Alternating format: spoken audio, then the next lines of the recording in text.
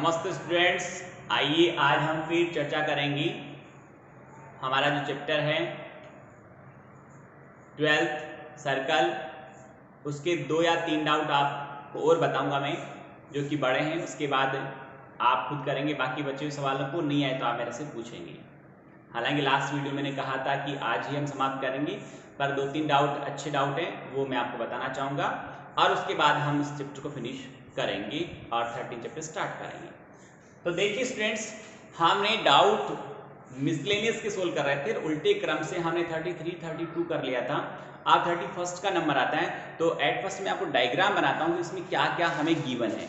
हमें देखो डायग्राम में इस तरह गिवन है कि सर्कल है, एक वृत्त दिया हुआ है, सॉरी, और उसमें व्यास है, एक तो जीवा भी है,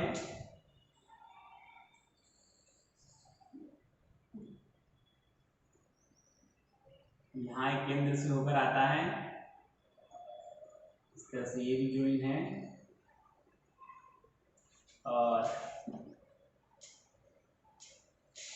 ये परपेंडिकुलर है, यहाँ एक परपेंडिकुलर लाइन और है, यानी ये मेरे ख्याल से केंद्र O हो गया, इसको नाम O ही दे रखा है, और ये B है, ये C है, और ये AB है, ये पॉइंट M है। ओके, ये भी 90 है और ये भी 90। तो सिंपल सी बात है, एक ही रेखा पर दो लंब होते हैं, वो परस्पर समांतर होते हैं, और इसको भी ज्वाइन किया हुआ है, और मेरे ख्याल से इसको भी ज्वाइन किया। इसको Y नाम दे रखा है, इसको X नाम है। हमें X और Y की वैल्यू बतानी है, और हमें एक एंगल भी मेरे अकॉर्डिंग गिवन है, वो है 30 डिग्री का। अच्छी तरह देखिए, आपको मैं डायग्राम में समझा दूंगा, फिर लिखने की बात तो आप खुद भी लिख सकते हो। देखिए आराम से, बहुत सिंपल है। इसने कहा कि ए एम जो है, इसके ऊपर दो लंब हो गए, एक तो हो गया ये BC और एक हो गया OD। ये दोनों लंब एक ही रेखा पर है, किस पर, AM पर, तो ये दोनों परस्पर समांतर हो गए, तो एक Z की आकृति बनती है। और जब समांतर रेखाओं में Z की आकृति बनती है तो Z के कॉर्नर वाले एंगल एकांतर कोण होने के कारण बराबर होते हैं। ये 30 है तो ये भी 30 हो, इतनी बात तो आपको समझ में आ गई। और ये ऊपर वाला 90 पहले से दिया हुआ है, ये बात भी समझ में आ गई आपको, अच्छी तरह से आ गई। ये 30 है, तो एक मैं यहां पर आपको डिनोट कर रहा हूं, उसको देखिए, CD एक चाप है, दिख गया, CD एक चाप है, और इस चाप CD द्वारा एक कोण तो COD केंद्र में बन रहा है, एक CBD परिधि के ऊपर बन रहा है। अभी मैंने आपको बताया है, या मैंने आपको लास्ट वीडियो में बताया था, और पूरे चैप्टर में अच्छी तरह बताया, ये कई बार यूज हुआ है कि एक ही चाप द्वारा परिधि पे बना कोण उसी चाप द्वारा केंद्र पर बने कोण का आधा होता है। परिधि वाला केंद्र वाले का आधा होता है, केंद्र वाला परिधि वाले का 2 गुना होता है, यदि वे दोनों कोण एक ही चाप द्वारा बने हुए हैं तो मैंने बताया C, इसका नाम लिखो, देखो COD, और दूसरा नाम है यहां पर CBD। तो देखिए दोनों में चाप कौन सा यूज हो रहा है, CD चाप यूज हो रहा है। तो CD वाला जो COD जो है वो केंद्र में बन रहा है, और ये परिधि में बन रहा है, तो ये परिधि वाला केंद्र वाले का आधा होता है। केंद्र वाला हमारे पास आया 30, तो परिधि वाला कितना आना चाहिए, 15 आना चाहिए। ये 30 है तो कितना हो गया, 15 हो गया, 15 हो गया, क्योंकि एक ही चाप द्वारा परिधि पे बना कोण उसी चाप द्वारा केंद्र पे बने कोण का आधा होता है, हाफ होता है। फिर आगे चलिए, जरा मैं जो लाइनिंग कर रहा हूं उसको गौर से देखिएगा, डार्क किया थोड़ा सा मैंने इसको, क्या होगा, इस पार्ट में ऊपर वाला भाग है, इसके ऊपर वाला भाग, ये तो 90 डिग्री दिखा रखा आपको, सवाल में दिया है, चित्र में दिया है। ये इधर वाला भाग हमने 30 निकाल लिया था, तो 90 और 30 हो गया 120। अब यहाँ एक चाप और है, ये रहा, मैं पूरे पे अभी लाइनिंग करूंगा, ये पूरा चाप C से लेकर A तक का चाप, C से लेकर A तक का चाप, AC चाप या CA चाप होगा। इसी चाप द्वारा ये जो कोण बन रहा है, इसका नाम भी लिखूंगा मैं, नाम देखो कोण COA, ये तो बन रहा है केंद्र पर, और कोण बन रहा है CBA, देख लो आराम से, CB और A उसी चाप द्वारा परिधि बन रहा है। परिधि वाला कोण केंद्र वाले क्या होता है, आधा होता है। ये हमने निकाला है 120 का, तो ये जो कोण है, कौन सा कोण, ये पूरा B वाला कोण, इसकी बात कर रहा हूं मैं, पूरा B की बात कर रहा हूं। तो पूरा B कितना का हो गया बताइए, ये 120 का है, तो इसका आधा करो 60 हो गया, कौन सा, B वाला कोण 60 हो गया भाई, ओके। और ये लंब पर इधर भी क्या होगा, लंब समकोण है, तो AMB एक समकोण त्रिभुज है, समकोण का एक कोण 90 डिग्री का, ये हमने इस पूरे 120 का आधा 60 ले लिया, 90 और 60 150, तो ये कितने का आएगा, 30 डिग्री इसका वैल्यू आएगा। तो x तो हो गया 30 डिग्री का और y हो गया 15 डिग्री का। ये मैंने एक्सप्लेन कर दिया, इसको आप अपनी भाषा में लिख सकते हो, आप चाहो तो मैं बोल दूं आराम से, इसको रिकॉर्डिंग को 2 बार सुनकर फिर लिख लेना। सबसे पहले आप लिखेंगे कि सवाल की प्रतिबद्धता के अनुसार OD तथा MC AM पर लंब है, आता है OD समांतर MC, ऐसे लिखते हैं, OD समांतर MC, हो गया।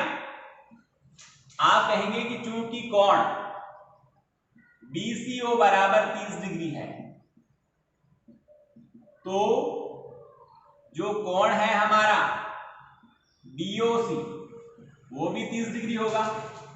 रीजन लिख देना कि एकांतर कोण है, क्योंकि ऊपर मैंने समांतर रेखा तो बताई दी, एकांतर कोण परस्पर बराबर होते हैं, इतनी बात आपको समझ में आ गई।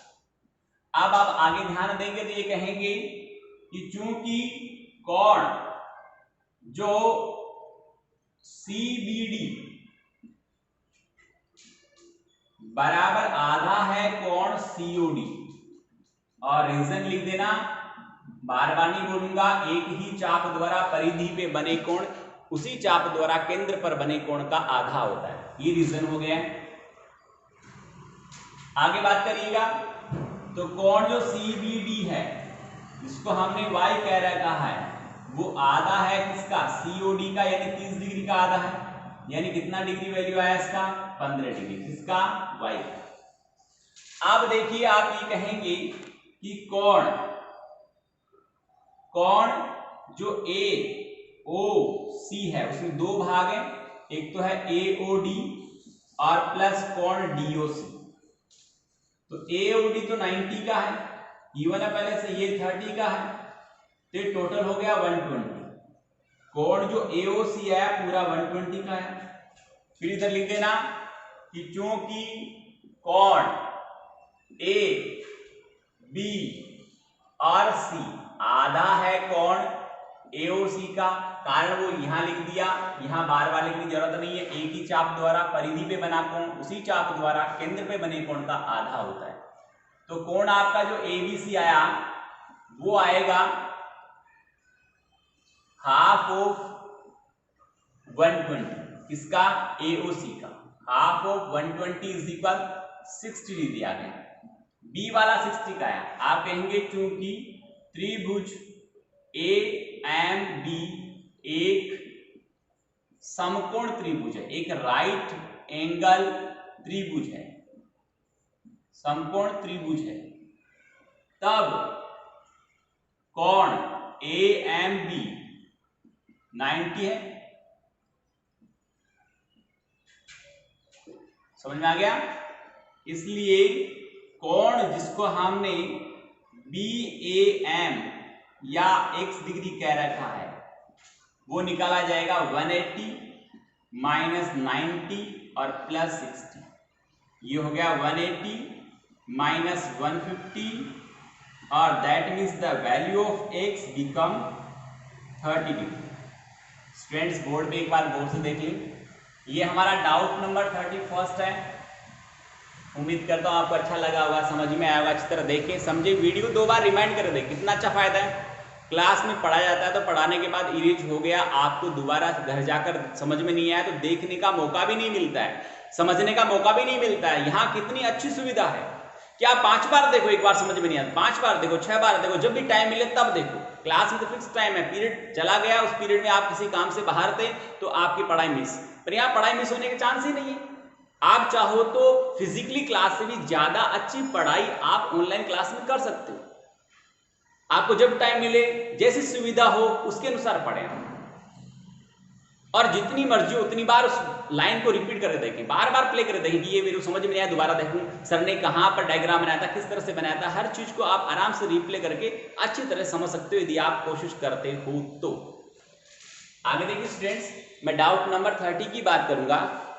ये हमारा 31 था और डाउट नंबर 30 बहुत ही अच्छा डाउट है, बोर्ड एग्जाम की दृष्टि से भी इंपॉर्टेंट है।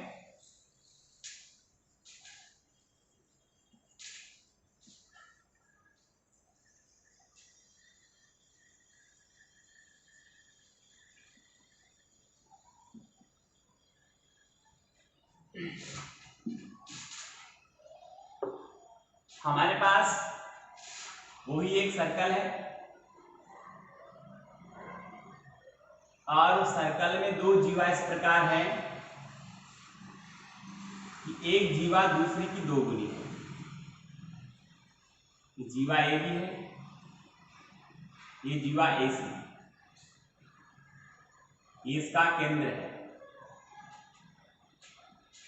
ओके, और जीवा ए बी और ए सी की केंद्र से दूरियां हैं वो पी और क्यू से डिनोट है, और जो इसकी रेडियस है त्रिज्या से स्मॉल आर से लिखा हुआ है। इतनी इंफॉर्मेशन हमारे पास है और वो तो बुक में लिखी है, आप भी लिख सकते हो, मैं क्या लिखूंगा। यहां पर गिवन है कि जो ए बी जीवा है इज ट्वाइस ऑफ जीवा ए सी। ये यहां पर मेन रोल अदा करेगा कि जीवा ए बी ए सी से डबल लंबाई की, दो गुनी लंबाई की। क्लियर है? यहां पर जो गिवन है वो अपनी बुक में पढ़ा है, सवाल में पढ़ा, आप लिखना सीखे गिवन कैसे लिखते हैं, क्या सिद्ध करना, कैसे लिखें, सब कुछ गिवन है। आप अच्छी तरह उसको उठाएंगे, वहां से लिखेंगे। हमें जो सिद्ध करना है उसको जरूर लिखूं मैं, और इसको इसलिए लिख रहा हूं कि वो अपने सामने रहता है तो हमें पता रहता है कि हमें किन स्टेप्स में सवाल को ले जाना है, कैसे इसका आंसर आएगा।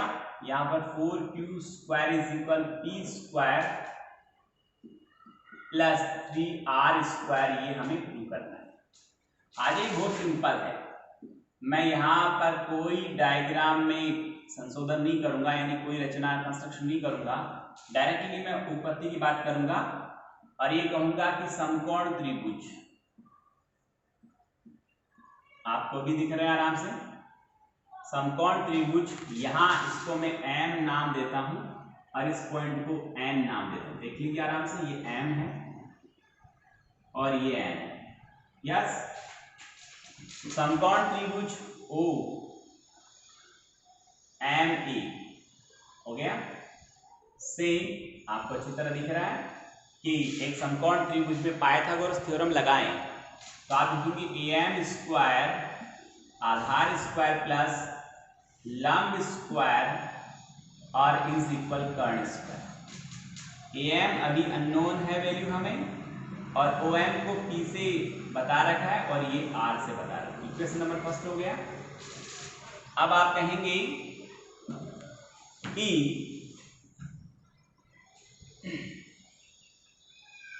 AM is twice of AC, ऐसा है तो AM का हाफ जो करेंगे, जब हम केंद्र से जीवा पर लंब डालते हैं तो वो जीवा को दो समान भागों में बांटता है। तो AM और MB बराबर है, यानी AM है वो AB का हाफ है, और ऐसे ही जो AN है वो AC का हाफ है। आप ये थोड़ा सा यहां से और लिखता हूं मैं, आप यहां कहेंगे कि चूंकि OM लंब AB तथा ON लंब AC पर है, तो AM आधा है AB का तथा AN आधा है AC का। आप कहेंगे चूंकि AB दोगुनी है AC की, तो आप AB की जगह 2AC लिख सकते हो। तो आपके पास बना AM बराबर 1/2, AM 1/2, और यहां लिख दें हम 2 गुणा इसके बराबर है AC।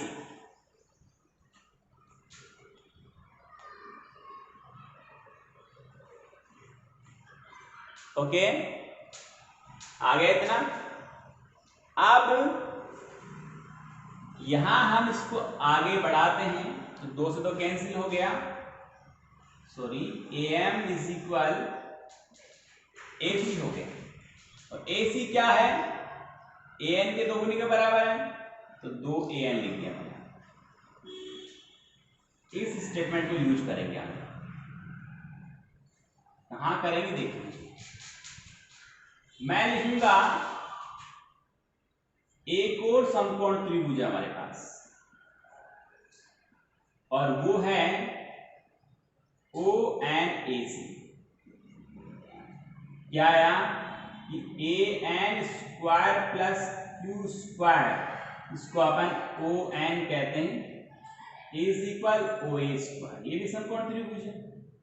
AN का वैल्यू हमें नहीं पता, कोई दिक्कत नहीं, और इसका वैल्यू पता है Q, इसका वैल्यू पता है R। इक्वेशन नंबर सेकंड की बात है।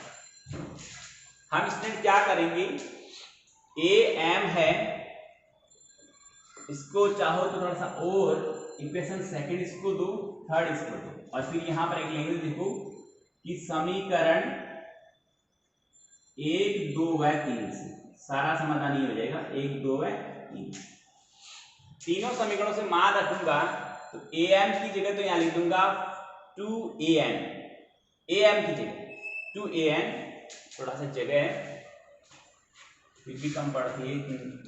आइए देखिए यहां करता हूं मैं, दिख रहा होगा यहाँ, आइए थोड़ा सा गौर करिए।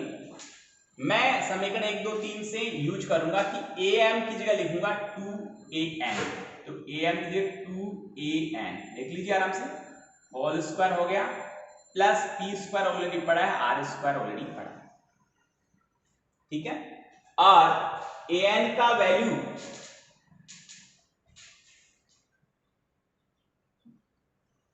थोड़ा स्टेप एक और बढ़ा दूं, अच्छे से समझ में आ जाए इसलिए मैंने लिखा। समीकरण 1 और 2 से इतना हो गया, और अब हम समीकरण 3 को काम में लेंगे। 3 से क्या होगा, AN का वैल्यू रखूंगा मैं, और AN का वैल्यू है हमारे पास में, देखिए R square minus Q square. AN का वैल्यू डायरेक्ट रख दूं, आपको नहीं समझ में आया तो चलो और बढ़ा दूं एक बार, एक स्टेप। मैं स्टेप बढ़ाता इसलिए हूं कि थोड़ा सा और विस्तार से कर दें तो आपको अच्छा समझ में आ जाए, वरना वहां पर भी मैं वैल्यू डायरेक्ट लिख सकता था, कोई दिक्कत नहीं। 4 पड़ा है, अब यहां लिख दो आप वापस। अभी मैंने वो जो लाइन लिखी थी, क्या लिखी थी कि समीकरण 3 से, और 3 में AM का वैल्यू उठाऊंगा, सॉरी AN का वैल्यू उठाऊंगा, वो आएगा R square minus Q square, और प्लस P स्क्वायर ऑलरेडी पड़ा है, R स्क्वायर भी ऑलरेडी पड़ा है। इसको हम खोलेंगे ब्रेसेस को, तो 4R square minus 4Q square, 4R square minus 4Q square plus P square is equal R square. इस 4Q स्क्वायर को मैं बराबर के उधर ट्रांसफर करूंगा तो ये प्लस का हो जाएगा, R स्क्वायर उधर लाऊंगा तो ये माइनस का हो जाएगा। 4R स्क्वायर प्लस के पड़े थे, एक आकर घट जाएगा, तो 3R स्क्वायर बचेगा, और प्लस P स्क्वायर यहाँ ऑलरेडी पड़ा था, ये स्टेटमेंट हमें प्रूव करना था। 4Q square is equal P square plus 3R square. Students जरा बोर्ड पे देखें, समझ में आया होगा, अच्छा लगा होगा। आगे बढ़ते हम, हमारा डाउट नंबर ये 30 था और 29 की बात कर, देख लीजिए एक बार, मैं रीच कर रहा हूं बोर्ड में।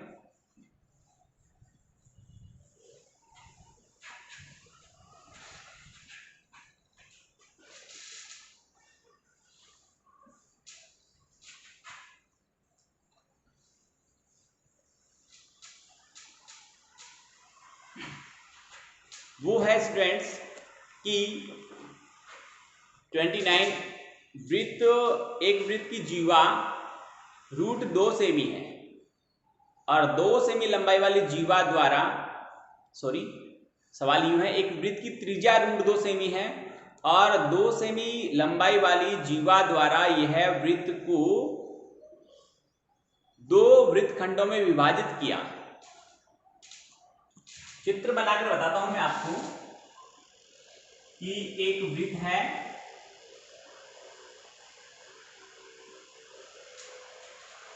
जिसमें एक 2 सेमी की जीवा है और उस वृत्त की त्रिज्या √2 सेमी है। हमें सिद्ध करना है कि उस 2 सेमी की जीवा द्वारा वृत्त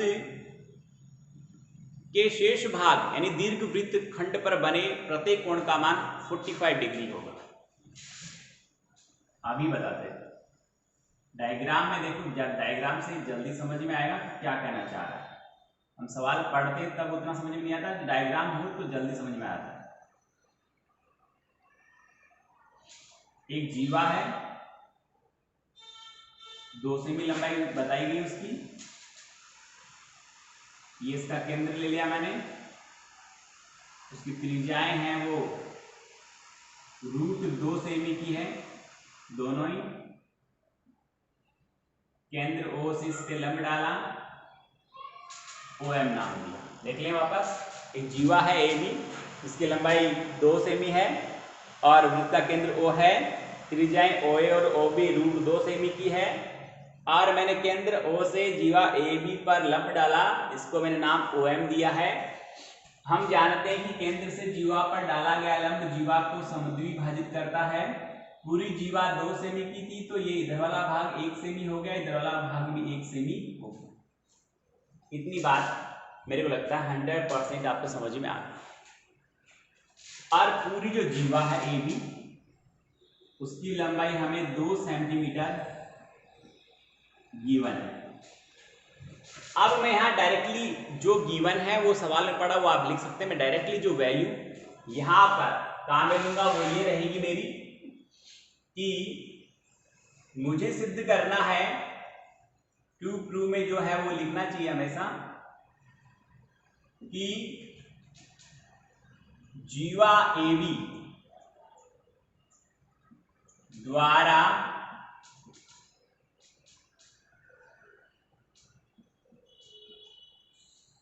दीर्घ वृत्त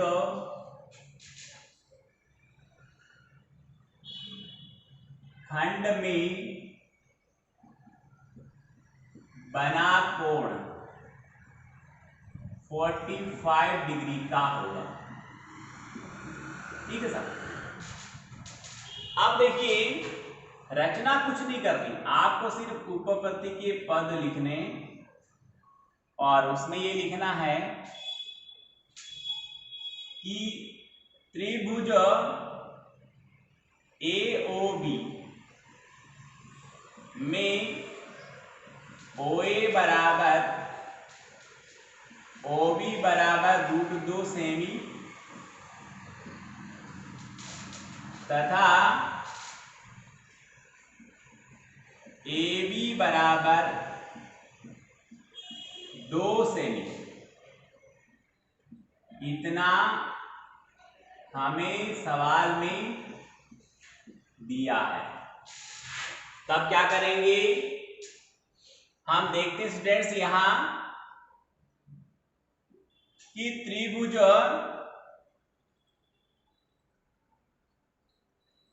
चूंकि OA² प्लस OB स्क्वायर बराबर, हम निकालें तो √2 का स्क्वायर और प्लस √2 का स्क्वायर और 2 प्लस 2 यानी कितना आ गया 4। और जो AB का स्क्वायर है वो 2 का स्क्वायर, वो भी कितना आया 4। तब OA² plus OB square is equal AB square आ गया। अर्थात त्रिभुज AOB एक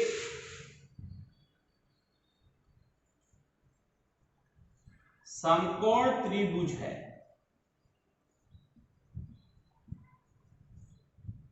जिसका कोण AOB 90 डिग्री का है। कारण यहां लिख दो पाइथागोरस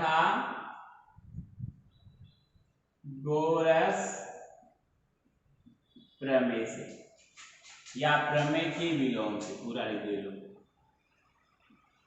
प्रमेय के विलोम से ऐसा होता है। जब AOB 90 का, AOB मतलब ये वाला, तो इस जीवा द्वारा परिधि के शेष भाग पर जो कोण बनेगा वो इस तरह से बनेगा। इसको मैं नाम सी देता हूं।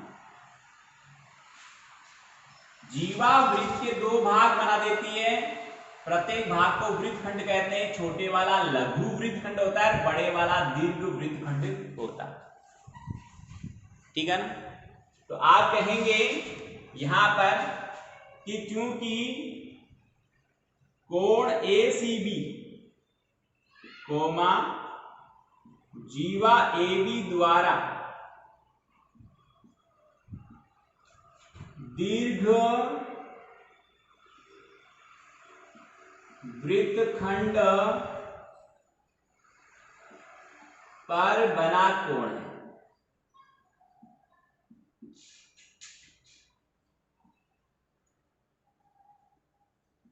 ठीक है, तो क्या होगा कि कोण ACB बड़ा, सॉरी आधा होगा कोण AOB का। कारण समझ में आ गया कि परिधि में बना कोण केंद्र वाले का आधा होता है। तब हम यहां लिखते हैं आगे कि कोण जो ACB है वो आधा है AOB का। AOB का वैल्यू हमने निकाल दिया है कितना, 90 डिग्री। तो कोण जो ACB है वो कितने डिग्री का आएगा, 45 डिग्री का। अर्थात इस जीवा द्वारा वृत्त के दीर्घ खंड पर बने प्रत्येक कोण का मान 45 डिग्री होगा। इस एक की बात नहीं कर रहा हूं, यहां से निकलकर जितने भी कोण बनेंगे ना, इस यहां से लेकर इतनी परिधि के ऊपर जितने भी कोण बनेंगे वो सारे 45 के होंगे, क्योंकि वो इस जीवा द्वारा, इस चाप द्वारा बनते हैं। तो एक ही चाप द्वारा परिधि पे बनने वाले सभी कोण उसी चाप द्वारा केंद्र पे बने कोण के आधे होते हैं। ये 90 है तो बाकी सारे 45 के होंगे। स्टूडेंट्स, उम्मीद करता हूँ आपको अच्छा लगा होगा, समझ में आया होगा। अच्छी तरह पढ़ें, मेहनत करें, होमवर्क जरूर करें। बहुत बहुत धन्यवाद।